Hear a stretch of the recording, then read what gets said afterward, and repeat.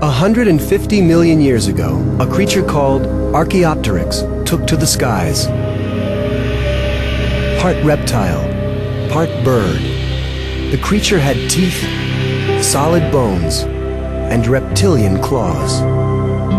But it had something else too. Archaeopteryx had feathers. Over the next 75 million years, feathers and flight improved. Birds lost their teeth, and most grew hollow bones, which reduced weight and made flight easier. Flight may have evolved to help birds escape predators, catch fast prey, or to make it easier to move from place to place. No one really knows. One thing is certain. All 8,700 species of modern birds have feathers. Made of keratin, the same protein found in hair, feathers apparently evolved from the scales of reptilian ancestors. A typical bird of prey has over 7,000 feathers. Small, light feathers, refined for flight, help eagles catch air. But even flightless birds have feathers.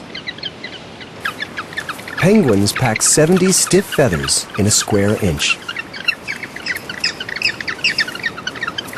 These feathers provide waterproofing and cover an insulating layer of blubber. Feather colors are usually provided by different pigments. Black, gray, and brown birds have melanin to thank for their color.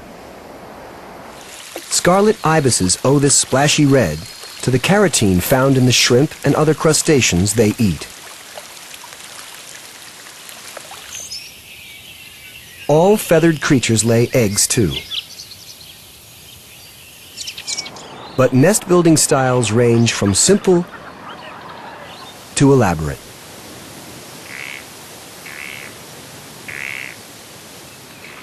The young of some birds, like ducks, are precocial, able to feed themselves as soon as they're born. Other young birds, like this albatross, are altricial and must wait to be fed by parents. The search for food takes many birds on annual migrations. Hummingbirds may fly hundreds of miles from nesting sites as far north as Washington State to wintering grounds in Mexico, making the trip to and from each year. Such bold adaptive skills have allowed birds to find homes in most habitats on Earth.